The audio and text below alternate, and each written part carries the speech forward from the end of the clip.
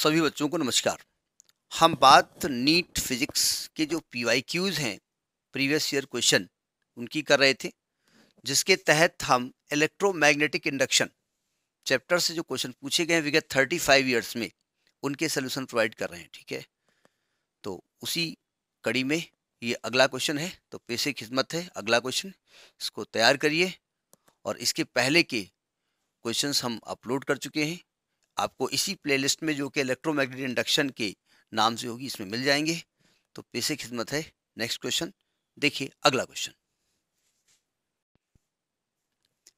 देखिए, ये 2010 का PMT का क्वेश्चन है। ठीक, क्वेश्चन हम पढ़ते जा रहे हैं। क्वेश्चन आपके स्क्रीन पे लिखा होगा, उसको आप ध्यान से देख लीजिएगा, हमारे मुंह के आगे लगा होगा, उसको पढ़िएगा। पूरे स्क्रीन में हमने लगा दिया है।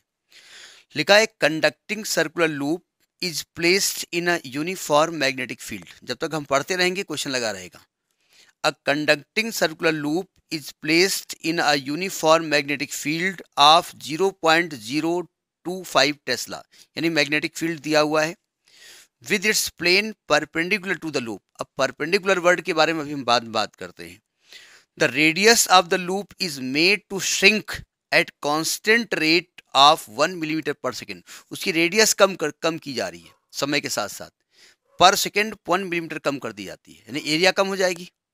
यानी एरिया कम होगी तो उससे पास होने वाला मैग्नेटिक फील्ड भी चेंज होगा, और जब मैग्नेटिक फील्ड चेंज होगा तो उसी को हम कहते हैं EMF इंड्यूस्ड होगा। तो द इंड्यूस्ड EMF निकालना है जबकि उसकी रेडियस 2 सेंटीमीटर हो। तो ये क्वेश्चन है। अब हम बोर्ड पे आते हैं और ये स्क्रीन से हम इसको हटाते हैं। देखिए क्वेश्चन क्या कह रहा है। The conducting circular loop is placed in a uniform magnetic field. देखो, ये जो क्वेश्चन दिया गया है उसमें मैग्नेटिक फील्ड की वैल्यू दी है 0.025 टेस्ला। ये मैग्नेटिक फील्ड दिया हुआ है with a plane perpendicular to the loop. ये बड़ा कंफ्यूजन वाला वर्ड है। देखिए, जो आपका एंगल लिया जाता है वो प्लेन के एरिया वेक्टर से जो मैग्नेटिक फील्ड एंगल बनाता है, ये प्लेन है और ये प्लेन है, और प्लेन का एरिया वेक्टर प्लेन के नॉर्मल होता है, और मैग्नेटिक फील्ड भी परपेंडिकुलर है। तो जब प्लेन का नॉर्मल और मैग्नेटिक फील्ड दोनों परपेंडिकुलर है तो थीटा कितना हो जाएगा, 0 डिग्री। यही कंफ्यूजन होता है, क्योंकि परपेंडिकुलर देख के स्टूडेंट पगला जाता है और थीटा को 90 लिख देता है। तो थीटा एक्चुअली यहाँ 0 डिग्री है। थीटा यहाँ कितना लिया जाएगा, 0 डिग्री लिया जाएगा। ठीक है। The radius of the loop is shrinking, मतलब जो रेडियस है वो dr/dt, rate of change of हो रहा है, माइनस हो रहा है 1 मिलीमीटर, यानी 10⁻³ मीटर पर सेकेंड की रेट से वो श्रिंक हो रहा है, इसलिए हमने माइनस लगाया है। तो आपको EMF निकालना है तब जब उसका रेडियस रह जाए 2 सेंटीमीटर, 10⁻² मीटर, और ये सर्कुलर लूप है, ध्यान रखिएगा। देखो ध्यान से, तो हम जानते हैं EMF का जो फार्मूला होता है वो होता है -d∅b/dt, ये हमने पढ़ा है। n तब लगेगा जब नंबर ऑफ टर्न्स दिए होंगे, नहीं दिए हैं तो हम नहीं लगाएंगे। तो -d/dt ऑफ phi कितना हो जाएगा, BA cos theta, BA cos theta. तो माइनस, देखो B तो चेंज पहले रख दीजिएगा, d/dt ऑफ B, और A हो जाएगा πr², और cos थीटा है cos 0, क्योंकि थीटा 0 दिया हुआ है। ठीक है, तो इसमें कांस्टेंट बाहर आएगा माइनस का, B बाहर आएगा, पाई बाहर आएगा। R को टाइम के रेस्पेक्ट में डिफ्रेंशिएट करना पड़ेगा। तो r² का डिफ्रेंशिएशन क्या होगा, 2r dr/dt। मैथमेटिकल फिजिक्स को ध्यान से पढ़ लें, क्योंकि बायोलॉजी वालों में भी, क्योंकि मैथमेटिक्स लिए कहा जाता है कि mathematics is the language of physics, ये ध्यान रखिएगा।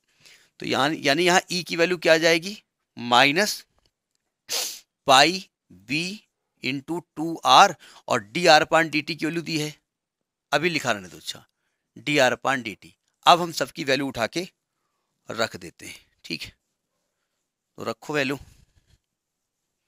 तो जो वैल्यू आप रखेंगे यहाँ पर, तो यहाँ लिख रहे हैं, तो E इज इक्वल टू क्या आएगा, -π, और B की वैल्यू कितनी है, इंटू 0.025 टेस्ला इंटू 2, और R कह रहे हैं 2 सेंटीमीटर बचा है, तो 2 इंटू 10⁻², और dr/dt कितना है, -10⁻³ तो ये प्लस हो जाएगा, और यहाँ 10 आएगा -3।